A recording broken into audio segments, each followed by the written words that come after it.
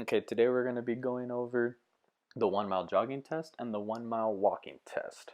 So for the jogging and the walking, you're going to need proper running attire or walking, a 400-meter track, pencil and paper, and a stopwatch to keep their time and also to take their heart rate at the end of the at the end of each test. So now for the jogging test, which is the one you see right here, this is good for 18 to 29-year-old men and women. It can establish you want to establish a pace, jog at your own pace without stopping. That's the point. And by the end of this test, men should at least finish in 8 minutes and women at least 9. And this is to have a very good VO2. Your heart rate should not exceed 180. You want to take post exercise heart rate, like I said, that you want to have a stopwatch so you can take their heart rate by the end of the test. All right. Now, what this could be good for is populations that are at least somewhat exercise regularly, because at least it won't be too hard on their heart or on their body. At least somewhat of a fit population. Now, for the men finishing at least 8 and the women finishing at least 9 minutes, these are for women who want to that usually have good VO2. Obviously, this is just a test to measure where your VO2 is, but the goal is to finish for men at least 8 minutes and for women at least 9 minutes. That is the goal. However, everyone's different. Everyone may need to improve, or maybe they already finished it, and but it just really depends on what you really think is best.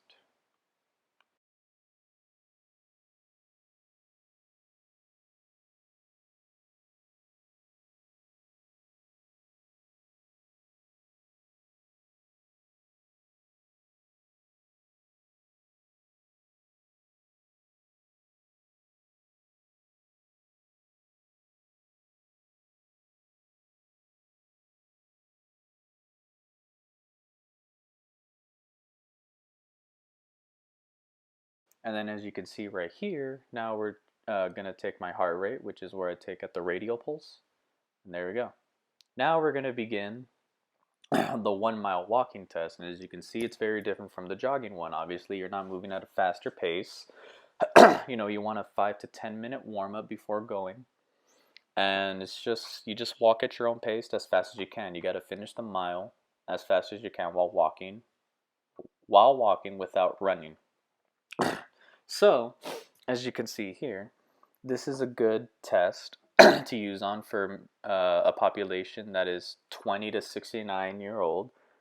And the reason that's different is because it's good for sedentary populations and older populations. So sedentary population is a population that hasn't really worked out or done exercise for many years, and you want to make sure that you don't work them too hard to where they could collapse or start having chest pain. So, this would be a good test to gauge their VO2. This is another type of test that could measure their CRF. And for older populations or geriatrics, this is good because they can't really handle that intensity that younger populations or more fit populations could do. So this is a good test for both populations.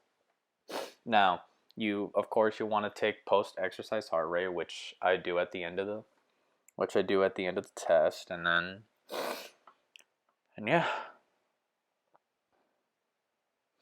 See, notice how I'm not running. I'm just trying to walk as fast as I can, trying to get the 1 mile done. And although we only recorded 1 lap for each test, you still have to do the mile. This is just to show how the procedure is done, and I'm talking about it just to make sure that you could thoroughly get through it. Alright, well, by the end of the video, you'll see me take my heart rate, and then after that, you can calculate the VO2 max for both using the formula equation.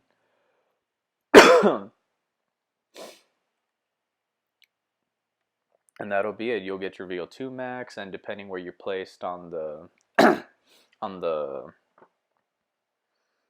I don't want to say ranking system, but where you place on the